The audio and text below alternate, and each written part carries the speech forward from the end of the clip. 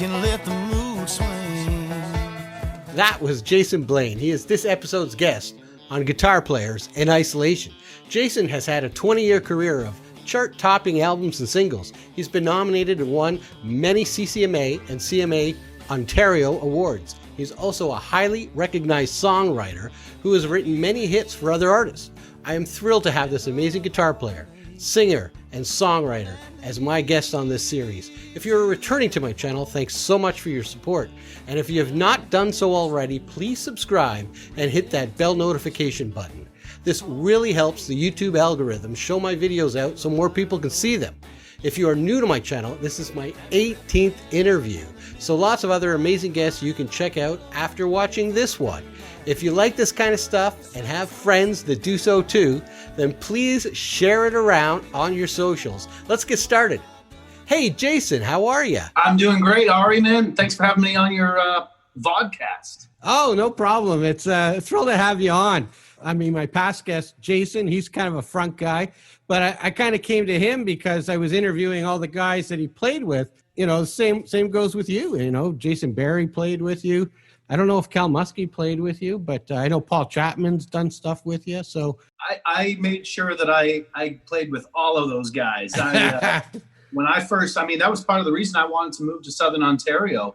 Yeah, they were the first people that I met, a lot of those guys. Yeah, there's a lot of great talent in Ontario. I mean, that's kind of the basis of this show. Was bored at, second week of March, and it was a friend of mine, Gino Del Sol, and I said, you know what? How about I interview you? And then it just kind of built from there. And, Steve Petico said yes, and Paul Chapman said yes. And it was like, all right, yeah, this is kind of a fun activity.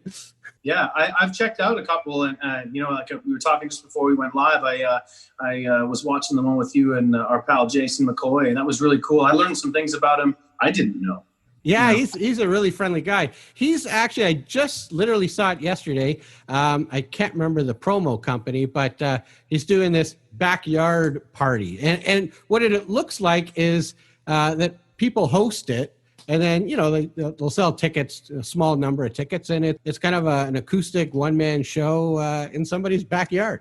And I think that's being put on by our friend Corey Kelly from Tour Bus Entertainment. Yeah, that's it. That's what I saw on the poster. Yeah, that's cool. It's in Ancaster, which is not too far from my parents. I grew up in Dundas. I don't know if you know where that is. Yeah, man, I've been seeing some of those things pop up with Andrew Hyatt and Tebe, and I guess now Jason McCoy. And I mean, I think it's great. I wish I could get up there to do it myself, but I guess Ontario still has a 14-day quarantine, right? Yeah, well, I mean, the border is so-called closed, but, I know so many people who've come and gone. I don't really understand the closed part, but it is technically closed. Right.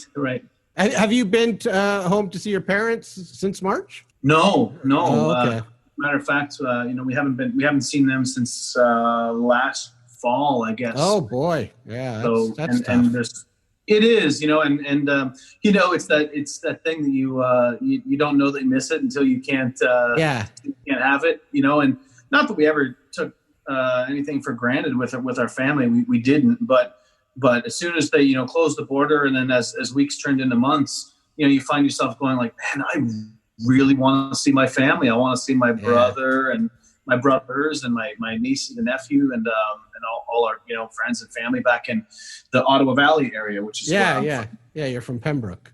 Yeah. Originally, those are my stomping grounds. Well, we'll get into that. What I like to do is just kind of start off most recently and then kind of work our way back. So I've noticed just kind of going on your Facebook page and checking you out. You kind of been busy like a lot of the other guys doing the Facebook Lives. You've been actually doing quite a bit of them, a lot of posters. I mean, I guess you don't save them, so they kind of come and go. But, you did some tributes to, Joe Diffie, who unfortunately passed away from this terrible virus. Yeah. And you did a lot of Canadian stuff, Blue Rodeo and some Gordon Lightfoot, and then, of course, your own. So have you been enjoying that? I have. And you know what? I haven't done it for a month or so. I started doing it pretty regularly early on. Mm-hmm. And then I sort of felt like I was going to start repeating myself and needed to go learn some new material. Yeah. I probably did 4 or 5 of them, and I did them really long. I cracked a bottle of wine, and I just kind of started playing everything I felt like playing. I really had no rules, and I just took some requests, and I would just kept going, and my wife would pop in and be like, "Babe, you've been like on for an hour or over an hour more," and so.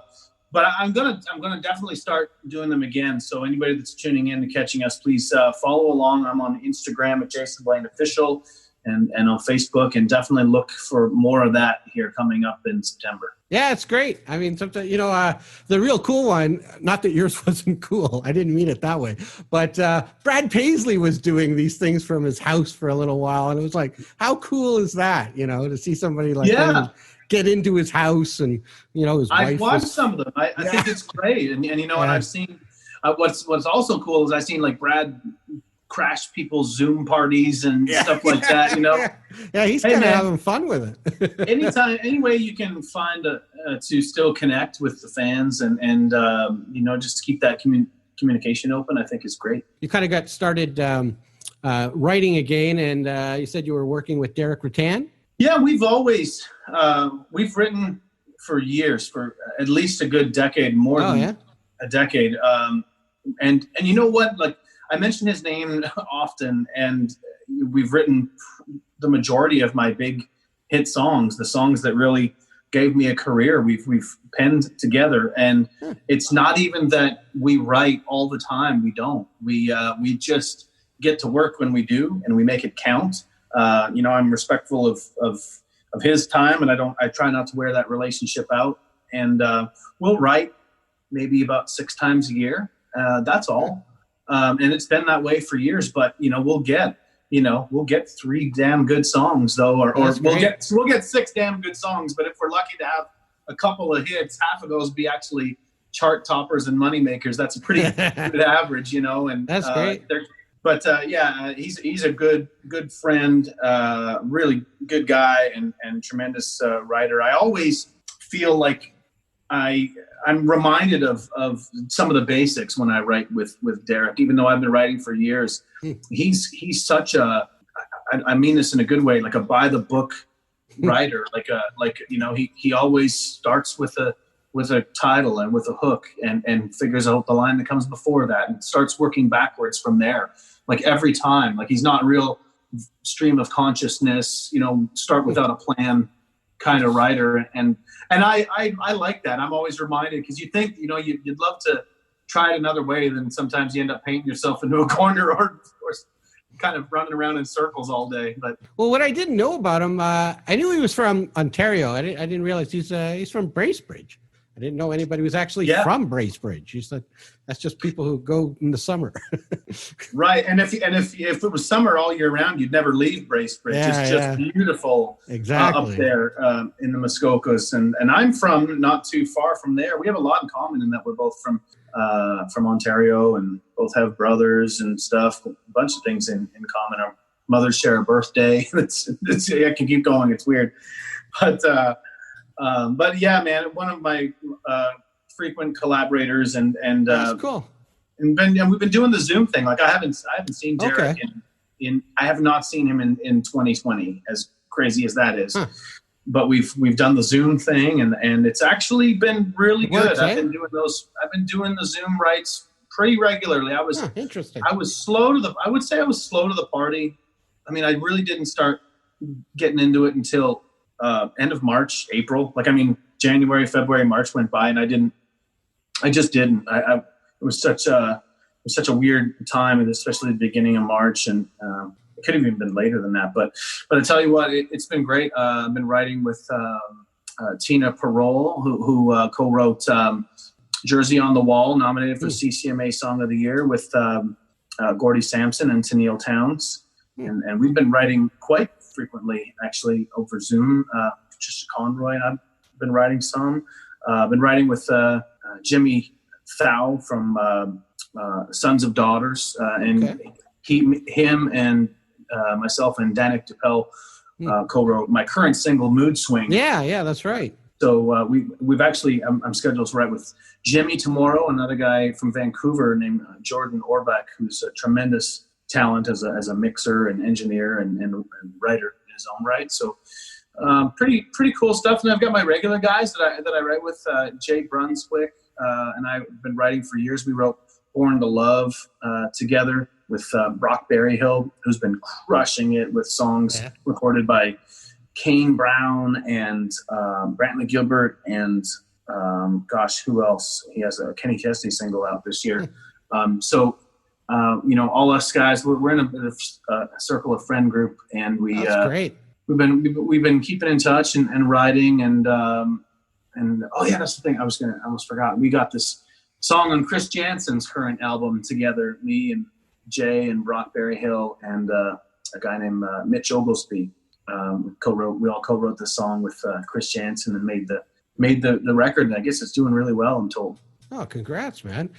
Probably a lot of people don't know this about you is that, you got your own publishing deal as a writer. So you write for a lot of other people and similar to Derek, because I kind of knew Derek as, as self-artist, a front guy.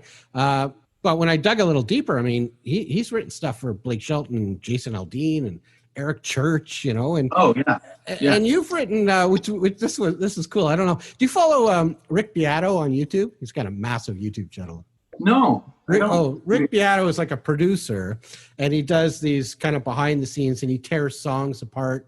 He gets all the stems and he plays the individual tracks and goes deep in. Anyway, he co-wrote with Parmalee, and then I kind of heard that you wrote a song that Parmalee wrote, but he co-wrote and then produced the original version of Carolina. Oh wow, that's awesome! I love those guys. They recorded a song that we wrote years ago called "Heartbreaker," only just like 3 years ago or so, and did a killer job of that. So go check that out. That's available wherever you stream your music. Yeah, cool. And great guys, fun guys, great band too, like all good musicians. And it's been fun, having some cuts on both sides of the border with, like as you mentioned with Parmalee and some people down here, and then on the Canadian side of the border, I've been really blessed that Madeline Merlo has recorded a couple things that we've written together, and one outside thing that I wrote with my pal Jeff Pardo. The first thing that she recorded called Over and Over, that I guess she just loved and heard it somewhere and did a killer job of it. It became a big hit for her back home in Canada. But she's recently, she had a smash hit with a song called Neon Love that we wrote together. And then most recently, another one called It Didn't, that she just put out on a new EP that I'm hoping is going to do great things for her. That girl is just a star, man. You meet these people that are just stars. That's great. You're a busy guy. I didn't know you did so much writing for other artists. Well, I just like good stuff. Yeah, man. There's just only so many songs that you can put out in a year, on your own, and songs just need to find voices, to live their own lives, and I think it's equally. I mean, as excited as I am every single time I get to, be hearing one of my songs on a playlist or on the radio, especially. I mean, that's a feeling that never gets old. But equally, or maybe even a little bit more, I don't know, is hearing somebody else have a hit with a song that you wrote. Yeah, that's cool. I'll tell you what. There's these girls called Nice Horse, a new Canadian all-girl band, and they play all their own instruments. They play all their own instruments in the studio. These girls are incredibly fun. Check them out on Instagram. Okay. First song that we wrote together was a song called Cowgirl, and it's all about cowgirls' state of mind. And I just think these girls are totally, badass, all around, fun, just firecrackers, all of them, strong women. And we wrote this song, and they just killed it in the studio. And just this week, just had their first, I guess, top 40 hit with the song that we wrote together. And that's really rewarding for me, man, because to just be a small part of actually seeing a dream come true for somebody else. Yeah. That's really cool. Oh, that's really cool. Like I said, I didn't really know that about you. Listen, I hope the people watching this learned it too. So, I think it was only a month or so ago, maybe June or July, you released Mood Swing. I saw that when I was because I interviewed Danik. I don't know if you know that. Yeah. I think he might have even hooked us up together. So I'll thank him for putting us. Oh, that's together. right. I got you. Yeah. I got the email from Danik. Yeah. So he co-produced and he co-wrote that song with you, right? Yeah, and it was kind cool. of a last minute thing. You know, we were in the middle of, you know, cutting stuff for a 6-song EP that could turn into a more than that now at this point. But it was just the first write that we had with Jimmy, and Jimmy's a great writer, great talent. He came in with I can't take credit for this one. I mean, he came in with the idea and probably 80% of the course already written, and he showed it to Danik and I, and just blessed us with that in the morning. You love it when a day goes that easily, you know, and quickly Danik pulled up a groove and got the banjo thing rolling off the top. Okay, yeah, I was going to mention that. So was this totally recorded during lockdown? It was just before. It was just before all of that stuff. It was actually, you know, it was a little bit before. I'm getting, time is rolling all together. We recorded this stuff. It was all done by September. We can let the mood swing. Drop a needle on a record, let that 6/8 sound change the color on your mood ring.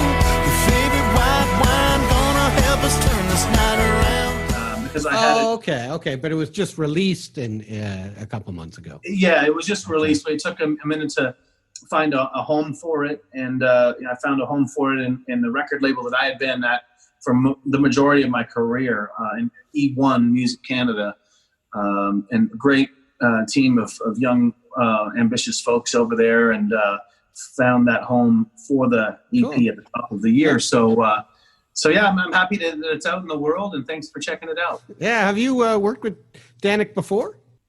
I had, but never in a producer relationship. I had done a couple of maybe guitar things with him and vocal overdubs and things like that.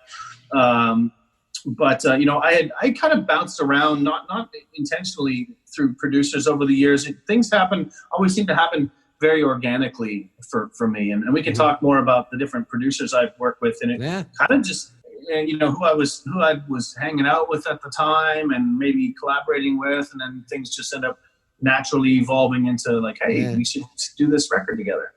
Oh, it's kind of like you mentioned the banjo riff. That's kind of like it's a real kind of Keith Urban sort of a thing. You got this, you know, the straight drum beat with kind of this lo-fi bass going, and the banjo kicks in. It was like, because I know you said you're kind of a big fan of Keith and Brad and these guys. So it's you could hear Keith in that song.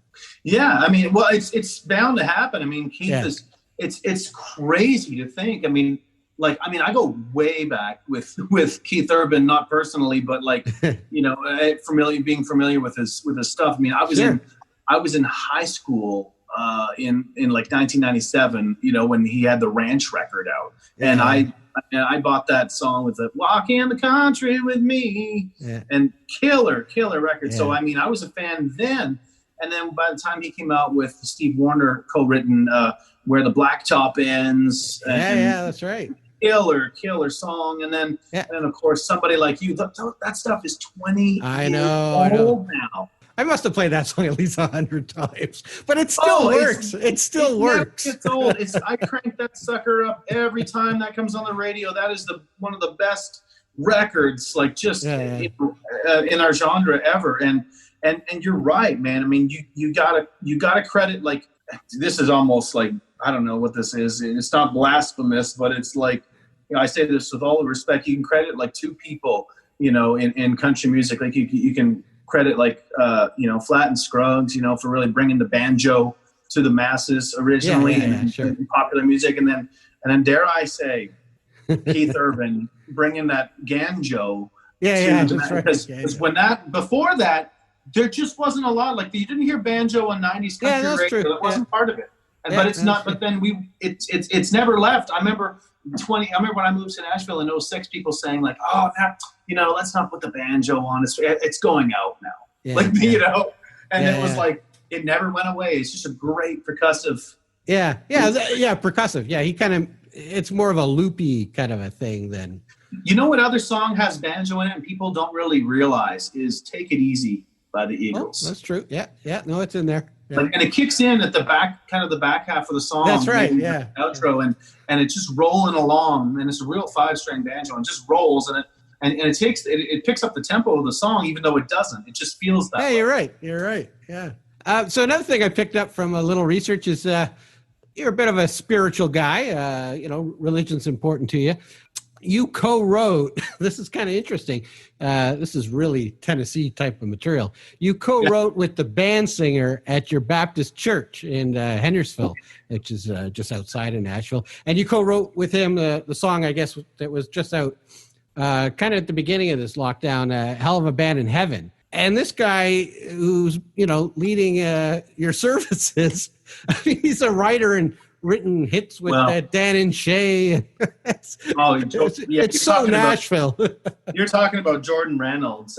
Jordan is just a sweet guy and just a monster talent. I mean, he's just fantastic. And for 7 years at least, I'd watch him every Sunday. He was the voice, of the worship band at our church, and it's a monster band. It's just, they got the best production and tremendous players, and then Jordan singing with some of the girls there, incredible talented girls. It was really cool music every Sunday, and Jordan started having some success, as you mentioned. Writing. He had some cut with Keith Urban, and then Dan and Shay. I mean, he's a Nashville writer for Warner Chappell Publishing, but he wrote all in 1 year. They came out with When I Taste Tequila and Speechless. Those are huge. Those are huge songs. And the Justin Bieber one, the 10,000 Hours. Oh boy! And he's leading the services. I think he won 2 Grammys and he won the Grammys. So you talk about spiritual songs. The song "God Only Knows What You've Been Through. God Only Knows What They Say About You." That song went on to win a Grammy. I think it's for King and Country. I think is the. I don't want to mistake that, but the artist that did that, and anyway, they did a duet with that might not be right. They did a duet with Dolly Parton on that song, and ended up winning a Grammy. But I don't know. Hell of a Band in Heaven's not much. I wouldn't really consider it much of a spiritual song, but I had this write coming up with Jordan, and I shared the idea with him and Joe Clemens. I just thought that it was an idea that I've been carried around in my pocket for a few months, and I had that. In that case, I had probably 90% of the chorus written. I had been piecing it together for weeks and weeks, just kind of heading into town and then turning it around in my mind. I had the whole course basically written, but I just based on one night, I just we had lost so many of my heroes, from Tom Petty, Merle Haggard, Glenn Frey, George Jones. I mean, these are all the soundtrack to my youth, playing music with my dad, right? And I thought one night, man, I sort of smiled when I thought about it. Must be one hell of a band up in heaven. Yeah, sure. Yeah. Must be one hell of a band up in heaven, playing for the stars tonight. Got the guitars up to 11, and they're singing for the King on high. All these people, and I don't know if that's theologically correct, but I like to hope for that and imagine that there's Chuck Berry up there and singing, taking a solo while Aretha Franklin's wailing in the background. Well, it's your new version of that Pink Floyd too. What was that? Gig in the Sky, right? Yeah, there you go. yeah.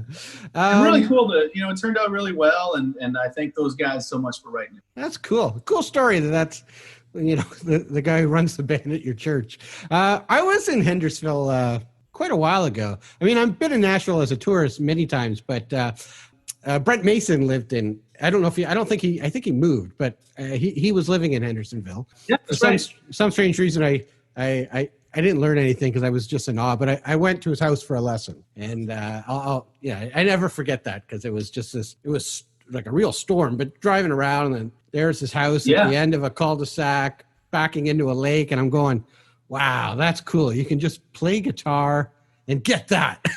But you got to play guitar like him.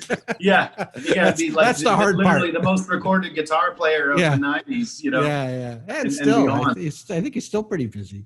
So your spirituality, I mean, we don't have to get into that, but I think a part of that is your love and desire to do charitable work. You do a lot of charity stuff.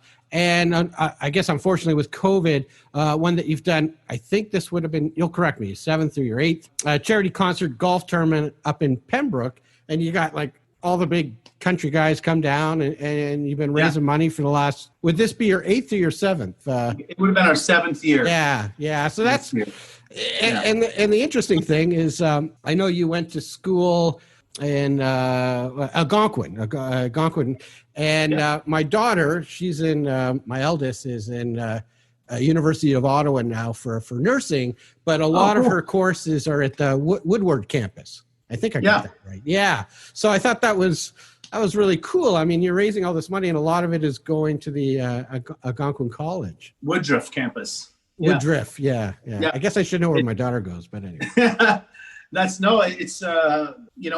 it's one of those things. I don't do nearly as much charity work as somebody else, and I'll give them, way more credit than me. But I'm just really glad that, we started this thing years ago, 8 years ago, truth be told, because we had a little 9 and dime thing to test it out, the year before we made it official. But it's been a labor of love over the years and just a way to, use music to give back, to a town that has really championed for me all these years since I moved away, and even though my kids call Tennessee home, I mean my daughter moved here when she was 3 months old, and so this is the only life they've ever known is growing up down south. I still have an Ottawa Valley accent, of course, a little bit, Yeah. So it always feels like home for me, and I just always wanted to try to use music to do something, make an impact for good. I think that, in the spiritual side of stuff, I think that's like why we're here, I agree. If you know who Pastor Rick Warren is, Purpose Driven Life, that's what that book is all about, is figuring out what you're born, when you're born and why, the day you're born and then why. Those are the two most important days, they say. So. From what I read, raised close to $500,000 or more. I mean, it's pretty serious stuff. It's great. And you had Western Swing Authority was the house band. Yes. It's what a great event. I have no interest in golf, but I certainly would like to see the music. Me neither. I mean, I really only golf with my dad when he comes to town or when I'm there, and then at my own golf event. I don't love it, but I will say I have played a little bit recently, but I'm not super passionate about golf. It's not, I'm never going to make the tour, but it's a great way to pull people together. Yeah, that's true. And we always have it. I just don't take it that seriously. We always have it. It's more about the camaraderie, and I drive the car and drink a couple cold ones and have some fun. But selfishly for me, it's just a way to to do some good stuff, make people smile in my hometown, and then get together with the Western Swing Authority and bring people to my hometown, show them the beautiful town that it is on the Ottawa River, and make some music together, make some memories. Yeah, that's great stuff. You also, I mean, because of COVID, you weren't able to do another thing that's a fundraiser with, my previous guest, Jason McCoy, who over the years has been doing this Tell Us Ride for Dad, which raised money for prostate cancer.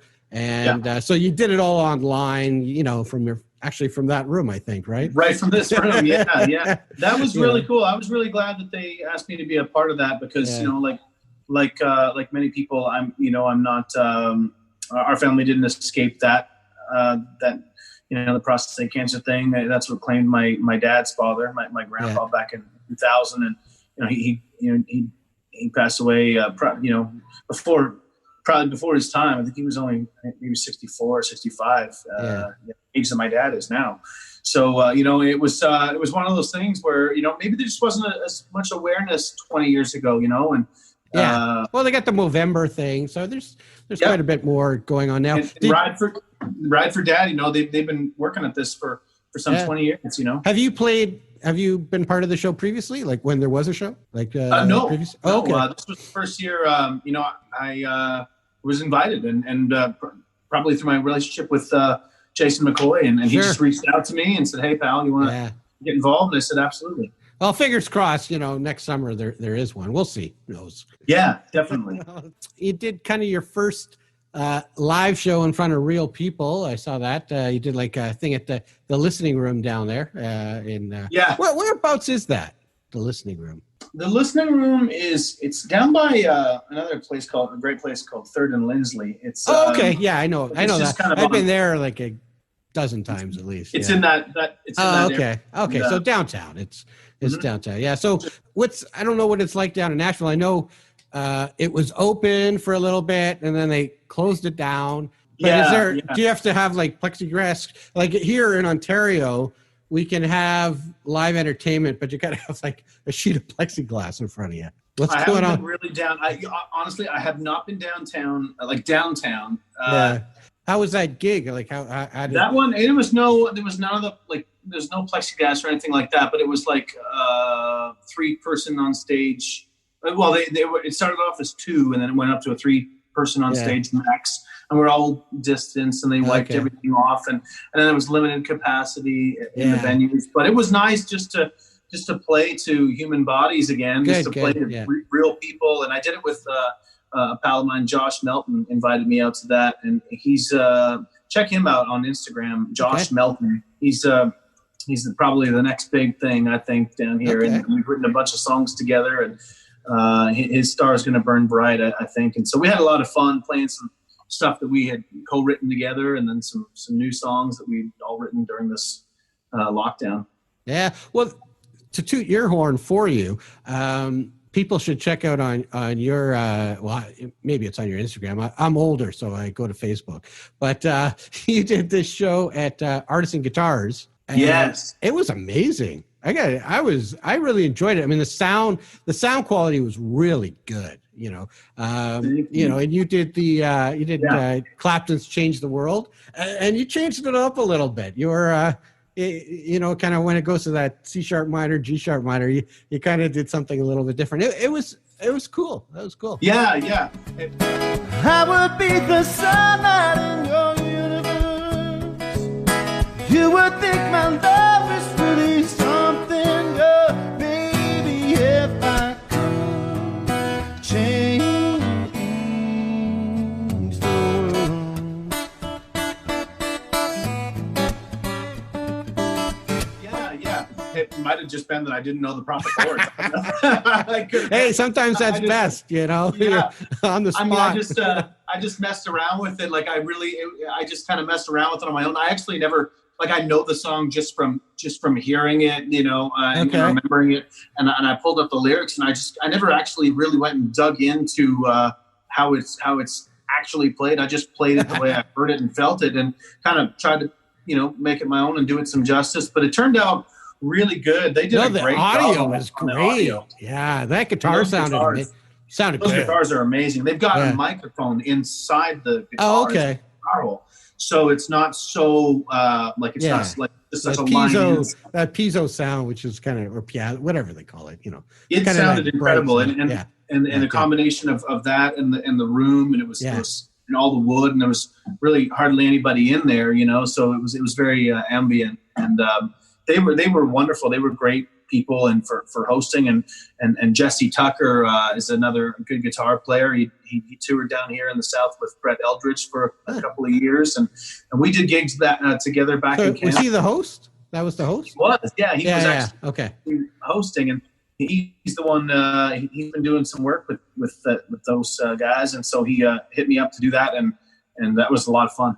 Did you ever watch? I hate dropping these YouTuber guys, but Tim Pierce, the big session LA guitar player. You ever see some of his YouTube? Okay, well, another guy you got to check. Tim Pierce is he's like the Brent Mason of LA. He's been on. Oh, okay, wow. Stuff. He had on his show Dean Parks, who's a big session player, but he was the guy who played the acoustic guitar on Clapton's "Change the World." No kidding. Yeah. No, it wasn't Clapton. Well, it's interesting. A couple of years back, maybe 3 or 4 years back, I actually got to write with Gordon Kennedy, who wrote that song. Oh, wow. Yeah. And I mean, Gordon's written a lot of Bonnie Raitt stuff. Oh, and he cool. wrote, I guess he probably wrote or collaborated with Babyface on that song. And so I wouldn't be surprised if Gordon, like if that guitar player really just like replayed what Gordon played, because Gordon's a tremendous player and plays a lot of those same voicings. And he told me a story that Clapton actually called the house. Like he got this really weird number, and so like a UK number, you know, and Clapton called from across the pond or something and said like, Gordon, it's Eric Clapton. Like, and he was like, what are you playing? Like, what is the voicing? What are you playing for this part? Like, so Clapton could learn the voicing. For that song. Yeah. That's great. So let's go back. People always like how people get started. We touched on it a bit. You mentioned your dad. So yeah, you got your start from your dad. Your dad's a bass player, and apparently he's, probably not now because of COVID, but he's one of those guys that's out there gigging every weekend at the local bars. He had been at least like 2 or 3 weekends a month. That's great. Playing and like the hard way, like the old school way. Only recently the local bar in my hometown got a PA system, the Lascaux Saloon. Then they got an actual PA system, so bands didn't have to lug out PA at 2:00 in the morning, which is just ridiculous. But I did that with them. I would go and like, you know, if I was visiting over Christmas and they had kind of a between Christmas and New Year's gig or something like that, I keep an amp at my parents' place and the guitar, and you know, I had my pedals with me, and I sit in with my dad and that's great. Plays in and have a bunch of fun, and then you know, it's 2:00 in the morning and they're going, okay, like now we have to tear down and lug out. I'm like, oh my God, this is painful. It's so cold. It's like near January. And I hadn't done that for years. I'd spoiled, you know, like touring around.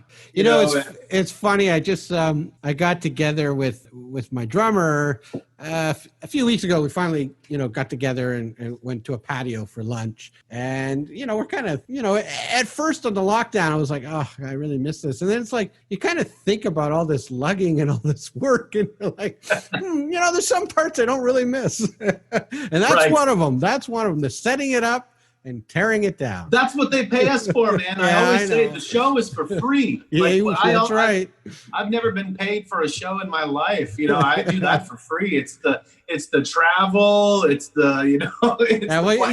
You're not setting up your gear anymore. Right. That's true. But you know what? That's the thing, man. When back in the day, it's like, you know. That's the work. That's the work. Yeah. Yeah. Some good memories though, you know, like it was a grind. It was a grind at the time, but I tell you what, man, I'd never played Broadway here in Nashville. Not ever. I moved to town and I didn't want to, that's not how I was going to make it in Nashville. I knew that my passion was going to be songwriting and truthfully, like I'm a pretty good guitar player. I'm starting to be able to express the things that I hear in my head and stuff, and be able to. I still have a ways to go, and I've played some solos and stuff on my records. But I mean, I've been working with guys like Derek Wells in the studio for years, and Adam Schoenfeld and JT Cornflake. Like I've been and Brent Mason. Like I was a kid in my parents' basement watching the Brent Mason Western Swing and Hot Licks telly. Yeah, Hot Licks. I had that one. On VHS. You have to rewind the tape. Yeah.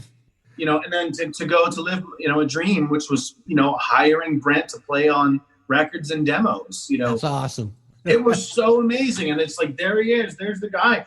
So those guys were like also like so great. I mean, they're real like session players and just tremendous, you know. So I would all like, you know, you always, I mean, even Vince Gill says that like a lot of guitar players we're all sort of insecure, but I would let them play the bulk of stuff on my records because I want to be competitive and be on the radio. And then I would play texture stuff and solos and stuff. But in recent years, I've been doing more recording at home and just growing as a player myself. So I've been playing more and more on my stuff. Great. Playing more solos. That's me on Hell of a Band in Heaven. Oh, okay, great. That's me on that solo and a bunch of other stuff over the years. But I started missing before I moved to Nashville, though, I played guitar for other people. I played all of those Southern Ontario country bars from as far down as like Chatham and London, all the way through, Kitchener and Cambridge, Oshawa, up through Toronto, all the way down to Belleville and Trenton area. I played that whole thing for 5 years with different bands and had a good time and some good memories, some not so good memories, Some of those were shady places, and but we'd eke out a living, sure. $300, $400, $500 a weekend at the time if you were lucky. And I started missing it. I hadn't played in that capacity for 15 years or more. And so just this year for the first time, I had this young lady, Danielle Todd, actually asked me if I'd be interested in playing some on Lower Broadway, playing some guitar. And I jumped at the opportunity. It was just a Monday night gig, 6 till 10 at Rippy's place. Yeah. And so I've been doing on the corner, like across from Tootsie's and Legends. Right across from Legends and Bridgestone. Yeah. And I was sort of secretly, not so secretly, when I kind of got outed and recognized by a few Canadians in the room. Sure. Started requesting my songs, But, that's good. That's good, though. But I wasn't there for that. We did them. Much to my surprise, the bass player was a guy from Canada originally, Blair Smythe. And Blair, I didn't think that the band would be able to do any of, my songs when these people had $20 to request one of my songs. And he's like, he goes, I know him. I know like several of them. I'm like, get out of here. And he used to cover them in the bars in Ontario before he moved to Nashville. Oh, that's great. So we did that, but it was just a way for me to keep on my toes, keep my chops up, mess with my pedals. And, the guys on Broadway, I mean, they know hundreds of songs. I mean, it's like just people are just constantly making requests. That's where they come from, man. Like that's Brent Mason. I remember back in the day watching his videos, and he was down there. Like the best guitar players come from there. They come from all over the Don Kelly, band, which he just formally retired, right? Oh, there's nothing better. I mean, you can sit there and practice, in your room all day long or in your basement or wherever, but playing with, I remember that from Albert Lee saying that years ago, like playing with real people on stage in the moment while it's happening, real time, and just anything. It doesn't matter what you're playing. We could be playing a Miranda Lambert song or Harry Anderson song or whatever. And there's great musicianship on all those records. Like, oh, sure, you guys got the best players down there. So it was just really great for me, just a vehicle. Good for you. Play guitar because it is a passion for me. It's excellent. I love it. A previous guest who's quite important to you is Jason Barry. When I interviewed Jason, I actually asked him about you because I knew he played a pretty big role in your career. So on that video, there's kind of this, where he kind of tells his take on how things got going for you. So I'll just kind of recount it for you. So he said he had a gig with Jamie Warren. And the gig was down in Pembroke, and your dad kept coming up to Jamie and bragging that his son was, son's so good. You got to hear him. You got to get him up on stage. So they got you up on stage, and Jason was pretty impressed. And you gave him a cassette. He took off. They listened to it. They liked it, and they invited you down for some writing sessions. And then you decided to move there. You moved down to Kitchener-Waterloo. How's that? Exactly Is that it? That's exactly right. My dad ended up seeing Jamie down there somewhere in a hockey game or something. They were visiting some family, and I guess they had family in Pembroke. And so they invited me. They had a corporate gig on the military base in Petawawa, and I went up there. They invited me out to the show that night. And I mean, I might as well have been getting a call from Garth Brooks or something. I mean, that was such a...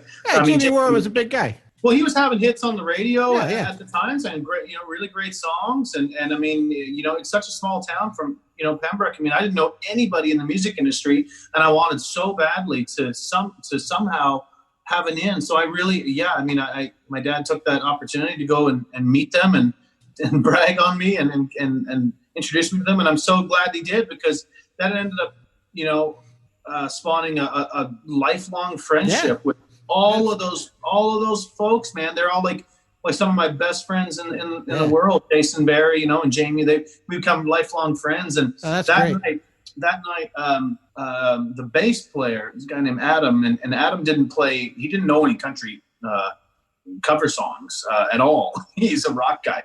And so, and Jamie's band, a lot of them were like maybe pop, rock, or even jazz guys, all great musicians, but they didn't know like any Brian White or Vince Gill or anything like that. Yeah. So it was one of those deals where they got me up to play, I don't know, at some point, that I don't know if it was the end or whenever, or how it worked, but Chappie played bass.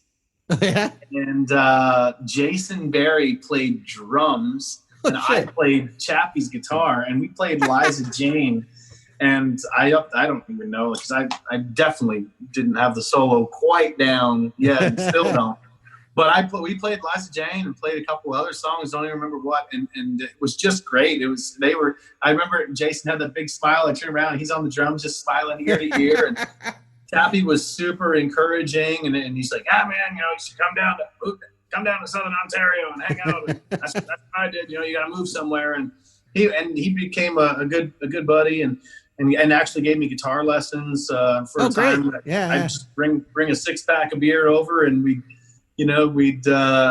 play some guitar, and he showed me a bunch of stuff that helped with my playing. And I steal as much as I can to remember from all of those guys. Yeah. Well, that area, that whole Cedar Tree Spin Records thing was a good group of people.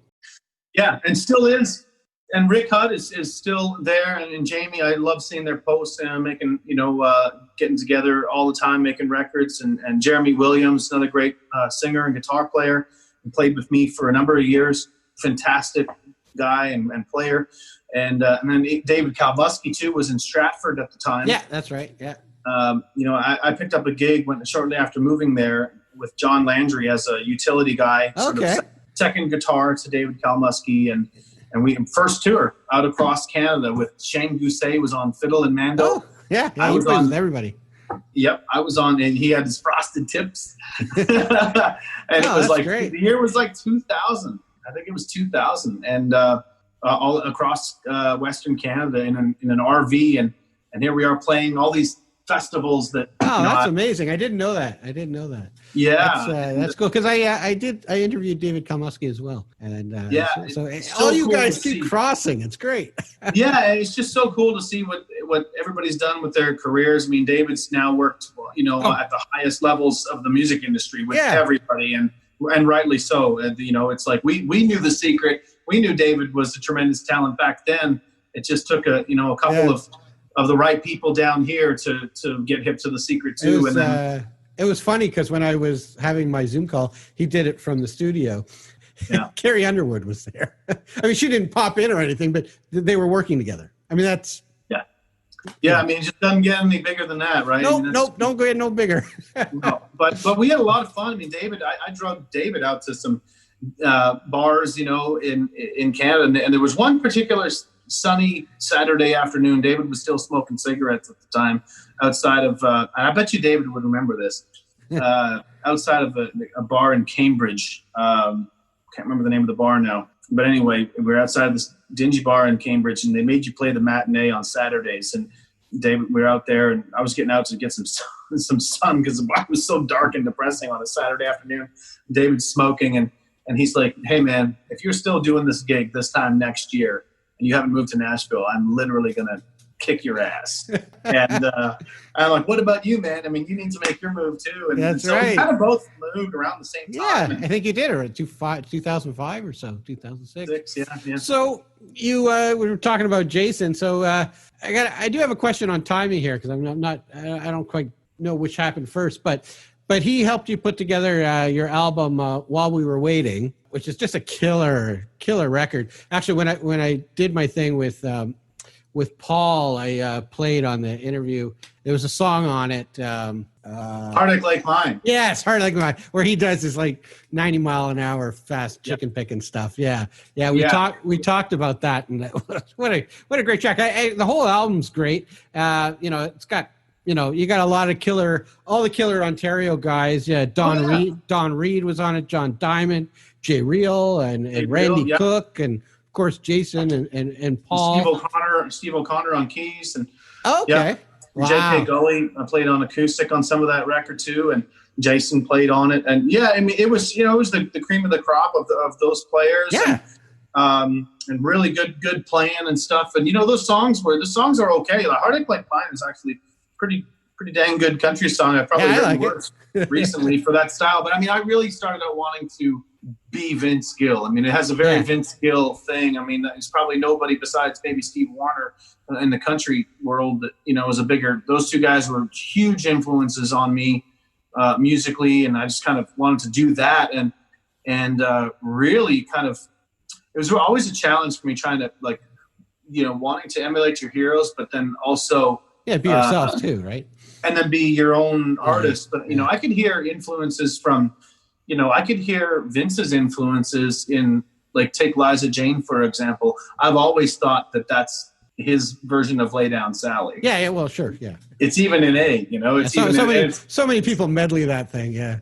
And it's even a girl's name with an L. Yeah. So while we were waiting was kind of your card that brought you down to Nashville. But my question on the timing, you had another single out, That's What I Do, that came out before. So were you in Kitchener-Waterloo when that came out? Yes. Oh, okay. Yeah. And Jason Barry had done the demo on that song. Oh, he worked with you on that too. Okay, great. Yeah, well, he did the original demo of that song, and that was part of a contest that the CCMA was putting on. It was the original Discovery Contest or the Project Discovery Contest. And so I used that demo to enter that. And the prize was you win a recording session and a video and some management and some cash and stuff. And it was, that was before American Idol and before any of those shows came along. It wasn't televised. But it was just an opportunity. Here I was making $100 if I was lucky, and I didn't drink half of it away in a bar, and, it was in Ontario at the time. So I was so broke, and I used that as an opportunity. And Jason was very kind to help me with that demo. Probably did it for nothing or next to nothing back in those days. And then he didn't get to produce the record because there was already a deal in place to have Tom McKillop from Vancouver produce whoever won the thing. He had already produced some stuff for Aaron Pritchett, so he was the producer that was hired for that chair. Gotcha.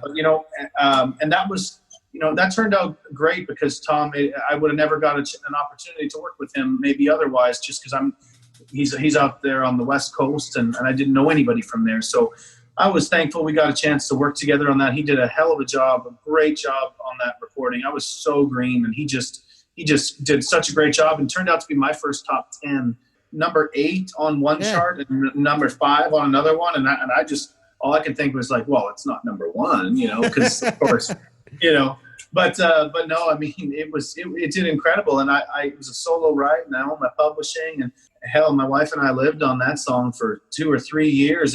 That's great. Funded the record. It funded the record. Okay. While you're waiting. Yeah. And then it funded us to be able to use that record and move to Nashville. And then that was my pitch. And it was like, hey, I'm here. This is what I can do. And it worked.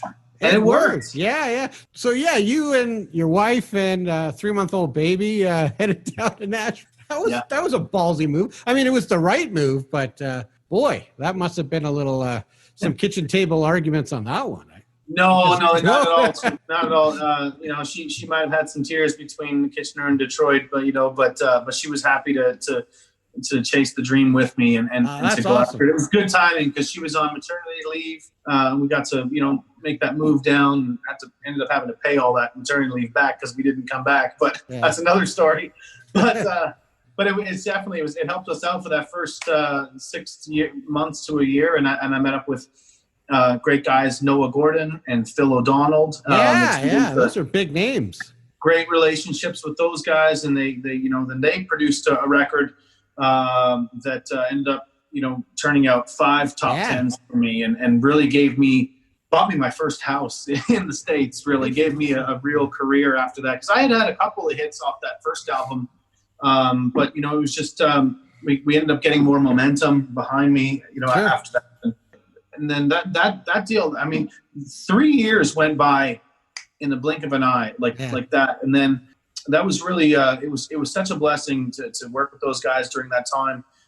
But was weird was like, remember that whole crash of 2008? They both were kind of a part of some independent companies with investor money and stuff. And then when that all happened, everything kind of shut down and those companies folded their doors and everybody kind of went their separate ways. And I was on my own for a record called Sweet Sundown. Right. That was the one that followed. Yeah.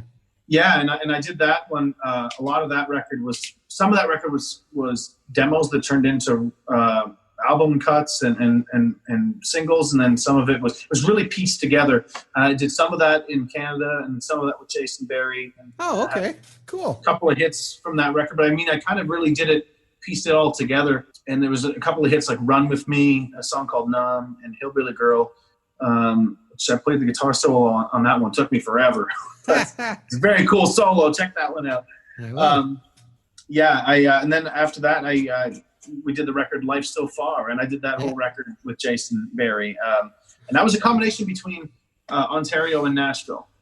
Oh, that's great. Because the All Music, where you can read the credits, maybe it's something you can look into, because it's only While We Were Waiting that has all the credits. All the other albums don't have credits. So I didn't realize that Jason Berry was involved in some of those other ones. But I will look into that. I definitely will. And I hope it's something like a Wikipedia thing that you can easily edit and update. Yeah, I don't know about that, but yeah, all your albums after While You're Waiting, there's like they have the songs, but then when you click on them, they don't give you who was on the songs or who produced it. So. Well, even on Spotify and some of these things, they're only just starting to implement some of that stuff and making that available as a function that you could start adding that information in. So definitely, I'm gonna definitely look into that, because I love that too, man. I always want to know.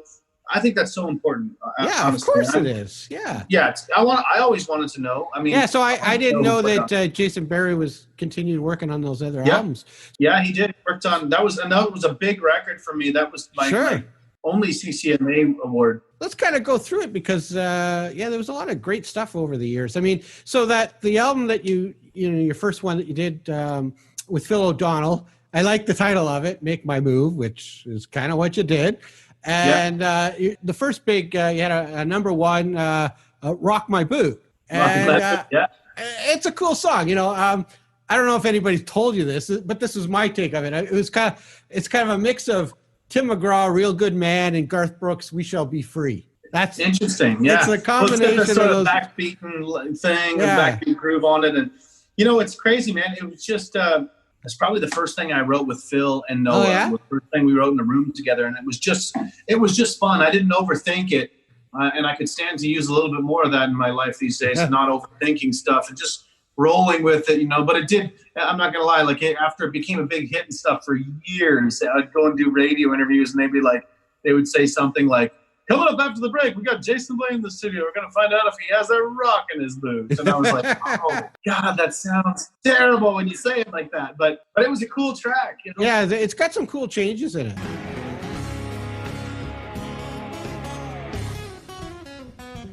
We never tripped like this over a woman. Been burning with the fever I can't break. You keep me on my toes, coming and going. So I'm curious how you got together with Phil, because prior to your album, like guys that he was working with just prior to you working with him, I mean, Montgomery Gentry, Craig Morgan, Tracy Bird, Joe Diffie. I mean, this is a pretty big deal. You kind of move from Kitchener down there and you're producing this with him.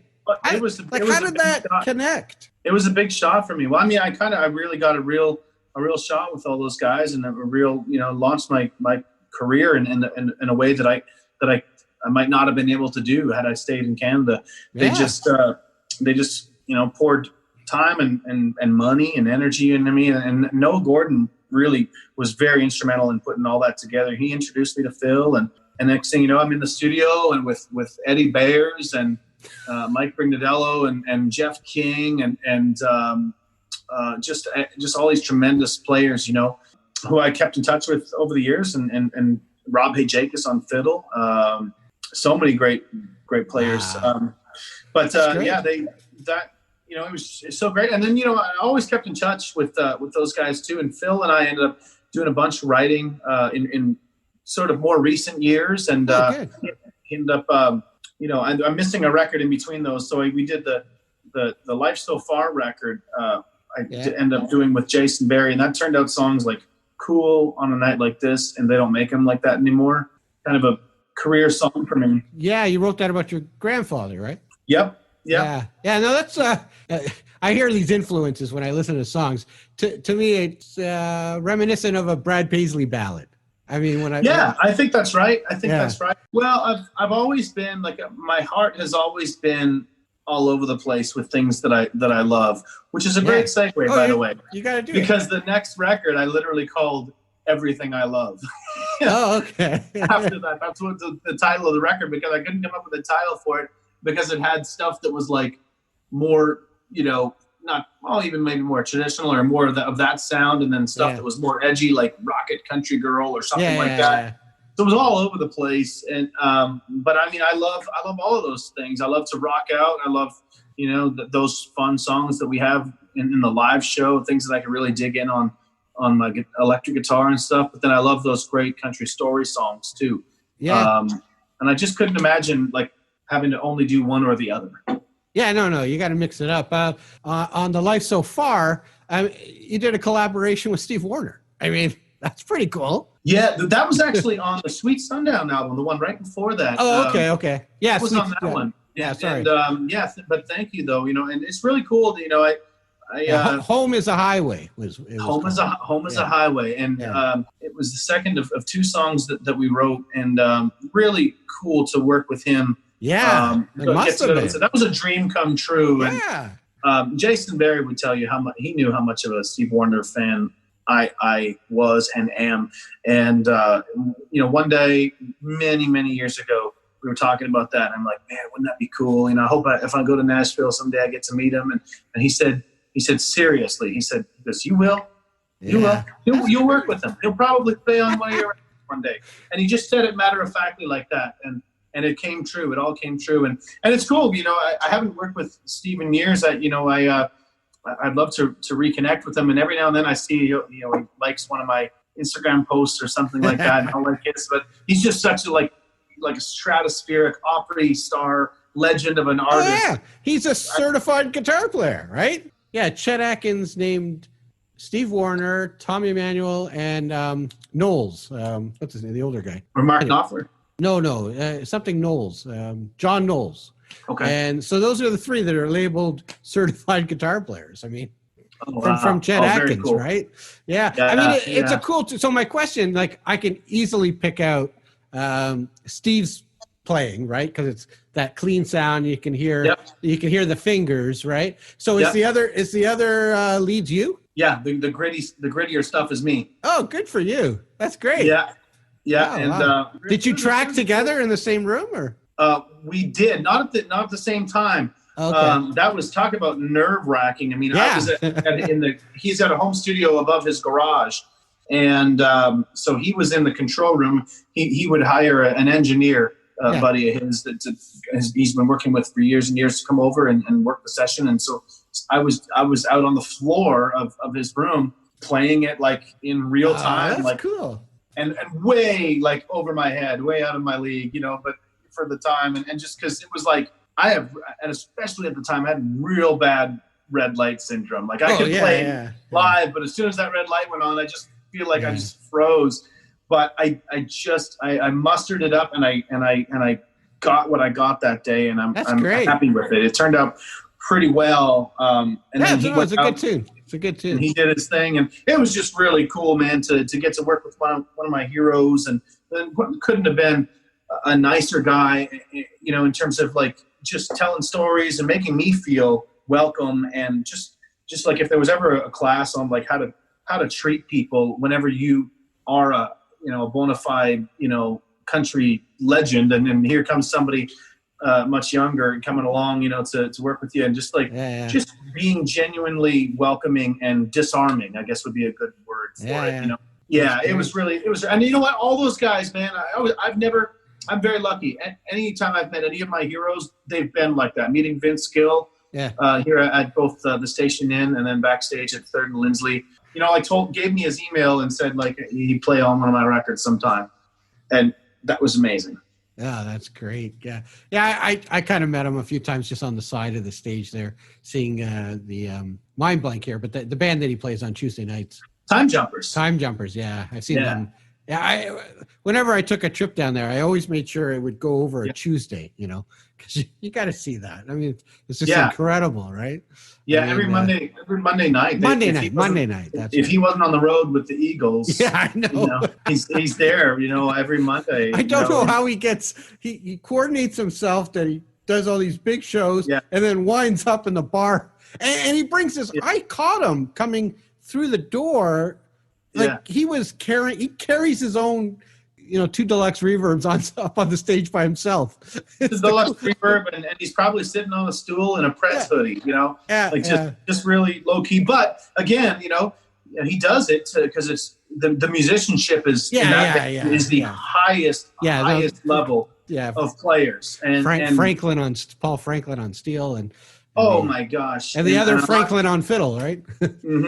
And I'm not sure the other guitar player's name, but he is. Yeah, he's great. Like he is very jazzy, insanely good. And you know, Vince holds his own like with the band, and I'm sure that, you know, like it's just again, like that was kind of throwing back to, you know, why I would play on Monday nights. You know, good for you for doing that. That's cool. Yeah, you know, and then now, you know, unfortunately, like I'm missing that. I was missing the hang and the jam of that, because I felt like my playing had like.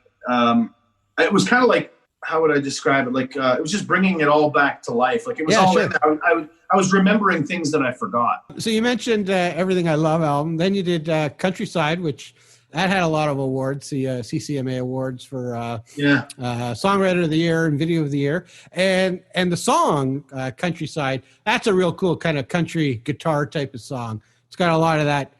I would like to know who played. If that was that you, because there's a lot of. That was JT. That was JT Cornfloss. Oh wow, yeah. And Adam Schoenfeld. Okay, yeah, because it's got that classic, you know, the low string twangy stuff, and then all the double stop stuff. You know, that's a good tune. Yeah, well, that was. I've got my guitar in my hands. That was when we wrote it that day. It's a drop D song, isn't it? Or yeah, kind of. And Derek was doing this thing on the banjo or the. You know, I'm a little out of tune, but I was going. Yeah. The intro riff, you know, for the song. Yeah. And it was just really cool. But JT played the solo on that, the real spanky, telly thing. It's got that classic really cool sound. It's that stuff you can't, you know, it never gets old. Never gets old. You know, back by the bridge and getting that bright. Yeah. That bright telly sound on the low strings. Definitely. Yeah. And that album too had something that's just kind of really taken off for you on YouTube. Dance with my daughter. That was a surprise hit. Over from that 3 million views or something. Yeah, and the most expensive home movie ever. That's great. We did a video down here. I'll have to rethink my plans, you know, because my eldest is she's been in a serious relationship now for a little bit, you know. So I always thought, you know, what I'd have to do if there was a wedding. I got to learn Heartland's I Loved Her First. That's what I thought. But, you know, maybe I got to learn Dance with My Daughter. I don't know. Well, I tell you what, man, there's no greater sort of honor as a songwriter than when somebody chooses your song to become a memory and such a special. Oh, it's a perfect song for that. It's a perfect song. Yeah. And it really, I just posted a thing a couple weeks ago, you know, about some folks from California that used that song for a very special event for their family. And I was a naval officer that was retiring, and he was dancing with this like 2 or 3 year old little girl. And then they used my song for the backing music for the video and the memory of it. And I just love that stuff, man, because that's really what music is all about, you know. Yeah. And, it's a great song. It'll last, and it'll be used for lots of family functions. I mean, it's just one of those kind of perfect songs. For now, all I want is to dance with my daughter tonight.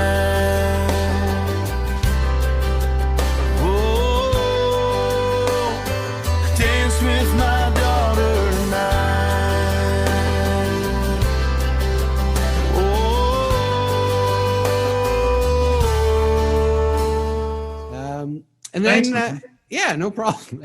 Maybe, since you came on, if there is a wedding for me in the next couple of years, I don't want to rush her. I'd rather her get, Well, better let her choose the song. Oh, yeah, maybe. So even though you're down in Nashville, you still, you got this real connection to this area up here in Ontario and Canada. A couple of years ago, you did this song, Boy with a Guitar, and you did this deal with Long McQuaid. You cut out the guitar solo, and you asked people to submit their solo to kind of win a prize. So who won that? It was really cool. It was a guy from, where is he from? He's from like the Maritimes area of Canada named Andy Bast. Oh, that's right. Yeah, he's really good. I remember seeing that. Now that you mentioned the name. Crazy good. Yeah, sings. He plays like every instrument there is, right? Is that the same guy I'm thinking of? Yes. He plays he plays everything, and he's fantastic. And I'll tell you what, strangely enough, there was something that happened with his passport. And he wasn't able to get his passport in time. He was supposed to come down and come to Muscle Shoals with me. Yeah, that was the prize. We were supposed to do something, and it never actually happened. Oh no! But it's all is not lost though, because we kept in touch over the years, and we had planned. He was actually coming down here. I said, you know what, man? I said, like, I just really first of all, that's where I first saw him. I saw him two ways. I saw him play that solo on that song, and I thought there were so many amazing submissions, like so many. It was really, really, really hard to choose. But he sort of got a leg up on everybody, because not only did he kill that solo, but he had another video that I had linked to, and it was him covering "Heartache Like Mine." Oh wow! From years ago, he did a whole cover of it. Oh, I saw that. Okay, and I was like, okay, I'm going to need to meet this guy who covers my song and did it better than me. So we kept in touch, and I said, well, here's what I'd love to for you to come to town. I'll introduce you to some people, some friends of mine, Danik, and all these guys. And so he had a plan to come down and when right before all this COVID stuff happened, and then of course COVID for the win once again sort of spoiled our. He didn't get the chance yet. Well, keep in touch with him, because, now that you mention it, it's all coming back. Because I remember your contest, and then I remember seeing the winner, and then I went to do the search, and I found that video you're talking about where he's playing all the instruments. And I'm like, holy shit, right? Yeah, no, he's in tremendous talent, and I hope I hope to collaborate with him here, maybe over a Zoom. Oh, good. Co-write or something here pretty soon. Yeah, well, anyway, that was a cool little thing you did, There's another guy in your neck of the woods. Actually, he's in that Berry Hill where all those studios are. Guthrie Trapp, incredible guitar player. You know him? Yes, I follow him on Instagram as well. Yeah. And there's a place very close by. I almost don't want to say the name of the place in case it just blows up and becomes too big then. But and now I can't remember. It's called D's.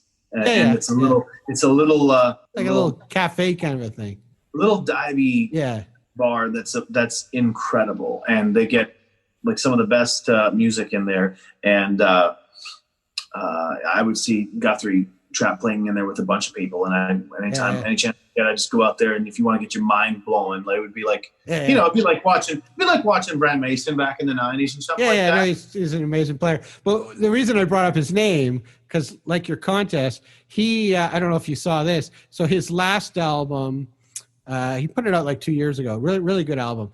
But he re-released it, but took all his parts off. So he's big into teaching. You can download his last album, and it's got no guitar, so you can play along with it, right? And I thought that's a really cool thing to do. That's brave. You're comfortable enough as an artist, as a guitar player, and you're going to take yourself off the record. But he did it for teaching purposes. So it's I thought that it was kind of similar to the way you took the solo off your song. So let's talk guitars now. You got is that the one that you're playing? Is that your favorite? What's your number one? This is the newest. This is just the newest. So we'll start with the newest. This is a Strat, and And I've been in recent years, probably, recent, I don't know, 10. I've been getting into a lot of like John Mayer stuff. Okay. Yeah. I just think he's our generation's artist. I mean, he's my generation's Clapton or Stevie Ray or any one of those guys, like the greatest of the greats. I'll put him up there. I'll put him up there with any of them because I think he's earned it. And so I'm just a big fan of his records and his approach to guitar. And so I had to get a Strat. I mean, Vince plays a Strat a lot of his records. All that like Pretty Little Adriana stuff. Oh yeah. I'm still in D. There we go.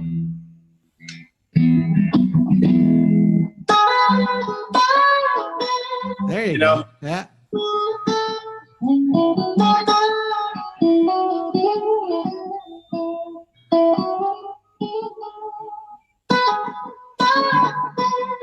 I need more delay, but yeah, that's okay. It's all that 2 or 4 those middle positions. Yeah. But it's out of phase. Yeah, it's classic sound. That's Vince, and then Mayer's down here. Yeah. Like Gravity is just like one of the touch and the tone and everything of that song.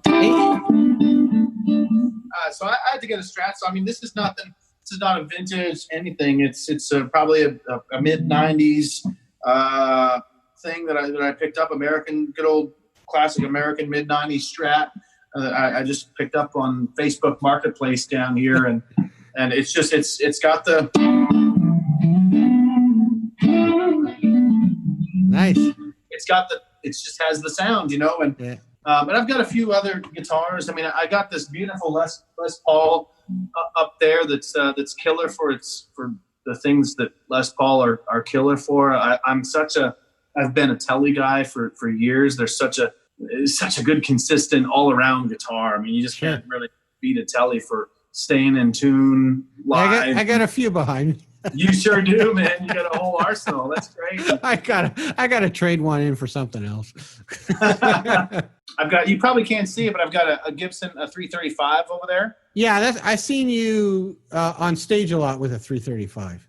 Yeah, I mean, it was basically just to cover my belly and look cool, really. But no, it's just a gorgeous guitar. I mean, it's so it's just got such a warm tone to it.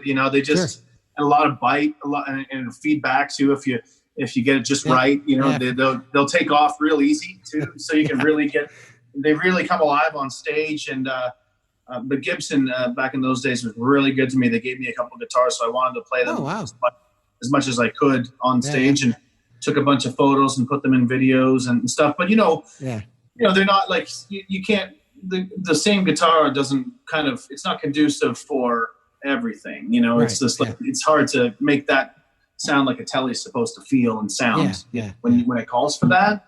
But yeah, that's my collection. There's my red Tellys down there on the floor. Okay, I see it. Like a Sunburst. Yeah. I bought that at Corner Guitars in Nashville one time, one of my first trips down. And then I just picked up a bass. It's like Squire P bass yesterday. My wife sent me out for hamburger buns, and I came home with a bass guitar. Is that just so you can do a little bit of tracking on your own at home? Exactly. I had been playing all the bass with my Pi Mini, but it's just not the same. And I just it's a shame that my dad's a bass player, and I'm not even playing bass on these things for real. Right, so. I saw that. I stopped at this little music store to pick up some strings, and then I saw that hanging on the wall, and I just grabbed it. It's easier too, right? You can it sounded pick great. Out a bass line. I've already recorded it, and it sounds fantastic. Sure. It's just easy, and so that's I don't have a ton of guitars, but I have everything. Since I bought the Strat, I've got pretty much everything I need now. Though, you know what I mean? Are you an amp guy, or are you using the fractals and? Thankfully, I haven't gotten too snobby about what I use for amps, because you never know what you're really going to get. And I would just stick to Fender Deluxe reverbs. Okay. Pretty lucky with those over the years. But for some bigger shows, I'd go like with a DeVille 410. You're an amp guy. You're not just going in ears, going through a right. whatever they're called. The Kempers. The Kempers. Yeah. No, I mean, and they're just. I mean, I would like to try those out. I mean, I was planning on trying some of those out this year as we go along. Like, they could be really consistent. They could be consistent in your ears and stuff. I mean, I got an old. I get it from a couple old friends of mine. I'm kind of an old rock and roll heart where I just love to move air on stage. And just love the way they work together. But I would the pedals that I have would kind of take any basic backline amp and bring it to life. Sure. I've gotten okay with that over the years. That just out of necessity, like what pedals can you take and make a really average backline amp do the job and do it great. So what's your kind of magic pedal to compensate for a mediocre amp on a backline? It's been that Timmy pedal that Jason McClure was talking about. Yeah. I heard him talking to you about Scott Baggett, and it was Scott that hooked me up with Pat Buchanan and those guys hooked me up with this Timmy pedal, and that was a game changer for me. Like, I mean, I could just show you like here's without it. And then we put it on. It's just got a little more air on it. Yeah. You could dial it up or dial it back, like one turn of a button, and then you got more dirt, Just great.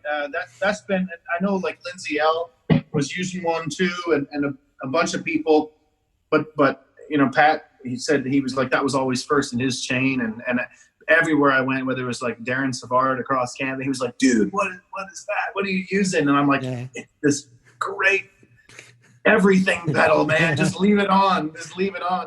Yeah, it still keeps the clarity of the guitar. It's not it's not fuzzing it out. I mean, we're just on Zoom, so it's not the best for transferring fidelity here. But no, I know. Yeah, a lot of guys use my favorite for that is, well, it doesn't dirty it up as that much, but just that the RC booster. So many guys use that white one. It just takes your amp and just gives it just a little bit more color and thickens it up just a tad, right? What's your favorite setup for recording guitar? Well, I've been using the Friedman Buxom Betty from Universal Audio. Great plugin. Just can't say enough about it. Check that one out. It was a good buy. I think it was maybe $150 or something like that. My pal Sean Moore plays drums and produces records out of Stratford. He told me about that, and it's been my go-to. And I work out of Logic, and so I've been doing some of that, recording at home, and it's just it's a really, really, really accurate sound. Excellent. So when you record at home, you're not miking an amp; you're going direct. I was miking my amp up and doing that and stuff, but and I might still do some of that, but this thing has been really good. Yeah, I guess you gotta try it. It's been like, it's pretty incredible. Like, you definitely have to try it out. I wanted to mention this other pedal that to you, and give a shout out to my pal Brock Andrews from Saskatoon, because he hooked me up with my favorite new pedal for live, or even I might even record some of this, but it's a Fender Marine layer reverb. And never heard of that one. It's this green, this sort of aqua green color square reverb pedal, Marine. But listen to this reverb here. If you can hear this thing.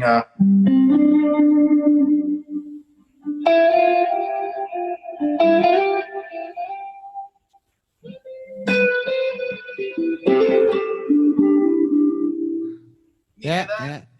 No, I mean, it gets lost on Zoom, but and I'll check it out, and I'll post a picture. I'll post It's a picture just an ocean of verb, and it's so it's so controllable. That's cool. That's cool. Yeah. A lot of guys use the Strymons, I guess, for. I just kind of use the reverb on the amp, but I know a lot of guys who use amps that have good reverb on it will bypass that and use a pedal instead, right? Use the Flint or something like that. Yeah, I just can't say enough about this one. Cool. Because you can kill it in a second too. You just shut it off and it's gone. You know. Okay. So you can really. Yeah, and when you drop your amp, it doesn't make that spring sound. Exactly.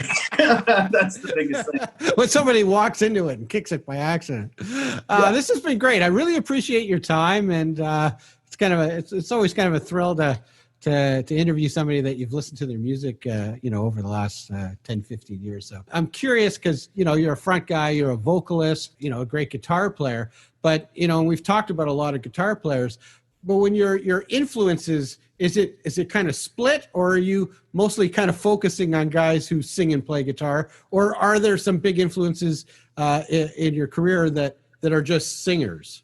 Oh, sure. I mean, my first concert was Garth Brooks, and I thought he was just like fantastic. But he's actually even a better guitar player as in terms of an acoustic player than people realize. I mean, I think he played on a lot of those records, like that finger picking stuff that he does so well, and at least when he's writing it. But no, he's just a great crowd entertainer, and those two things actually held me back. I used to way overthink, be concerned with, almost to the point of distraction, because I didn't have a guitar tech on the road with me, and you're fussing with pedals and stuff when you're supposed to be entertaining the people that came out to the festival to see you or something like that. So I got much better at that. I learned pretty quickly how to. Basically, I would just set a tone, Ari. I'd just find a delay that worked, and I made my rig so simple that I could just, I had a couple of go-to things, to boost for solos, use my tube screamer, and change tones and stuff. But I would not fuss with pedals and stuff because it was a distraction. Sure. But yeah, all of the guys, all my heroes were just guys that sort of led the band with guitar. And if it was Steve Warner, or if it was Vince Gill, and then later it was Keith Urban and Brad Paisley. And then like I mentioned, these days it's so much, John Mayer stuff that, just, I think, what it was, man, I just wanted to always be part of the band. Yeah. Interesting. And when you're plugged in with an electric guitar, you're part of the band. You're inside the music. You're not like out here and they're back there. You're playing with a band, and that was. I mean, you can contribute to mistakes too. Oh, and how? Yeah. Oh, yeah. Oh, that's great. Yeah, cool. I always kind of wondered with front guys who are also great singers. If they kind of separate themselves and they follow certain guitar players, or they just follow like a Joe Cocker or something like that. But I mean, and then there's a guy like Vince Gill, which I have so many discussions with people. Is like he's like on equal footings between his voice and his guitar playing, right? It's just like he's as stellar a singer as he is a guitar player. So. Well, he'd be the first one to tell you that it wasn't his guitar playing that sold those millions and millions of records. Yeah, and I've heard that too. Yeah, when the Eagles came to Toronto, I took out the wallet there and shelled out. Boy, those were expensive tickets. But he was mostly just singing. He had what's his name, Smith, the guitar player, and of course Joe Walsh. They were handling most of the guitar parts. He did a couple, but he really wasn't doing a hell of a lot of guitar playing. It was mostly just singing. Well, in terms, yes, you're right in terms of like solo parts or whatever. But I just watched it. This thing that they did from the Staples Center in LA. I had myself a little party the other night. It was on here. ESPN had it on, and I managed to catch the whole thing. And I had myself a little party. I had the surround sound on, and I watched it. And the interesting thing that you might not have noticed that night is Vince plays the guitar like all night. Like no, he had it on. That's for sure. He was playing. He's playing like he's the rhythm guy. Yeah, no, that for sure. That's for sure. And there's a lot it's actually a bigger load to carry than you even might think. Like sure, like of course they've got Joe Walsh and they've got is it Stuart Smith? Is that right? Stuart Smith, yeah. Here's a good one for you. It was I learned this when I was talking to Jason Barry. When Jason Barry started playing with Jamie Warren, which was his first big gig, the other guitar player was Stuart Smith. Yes, I think he played with Charlie Major too. I think he might have even played on those records. But you know what? You're right. I think it was.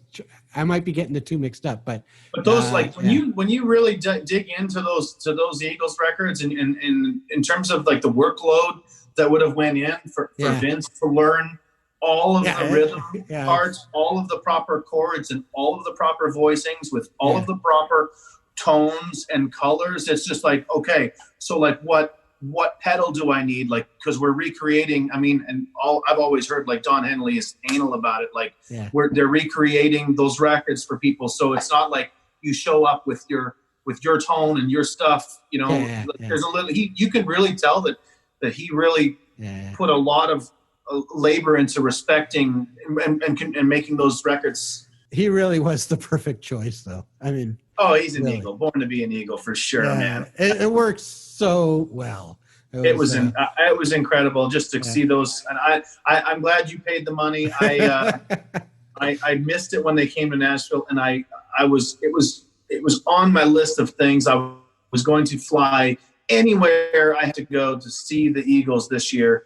And then this whole thing shut us down, but it'll open up again, man. And we'll all be able to do it again. Yeah. Well, listen, I hope to meet you in person one day. Maybe it'll just be a Rippies. And you will, man. I'll shut out a request.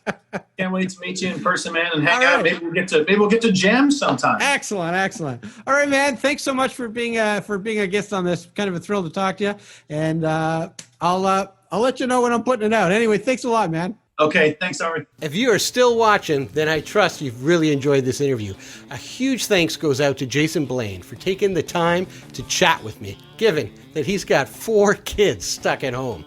This was my 18th episode. A huge thanks goes out to all my guests that have participated so far. I am truly having a blast doing these during these crazy times. So please subscribe, hit that bell notification button, leave a comment. I'd love to hear from you. I should have another interview out in about a week. So until then, take care. Bye.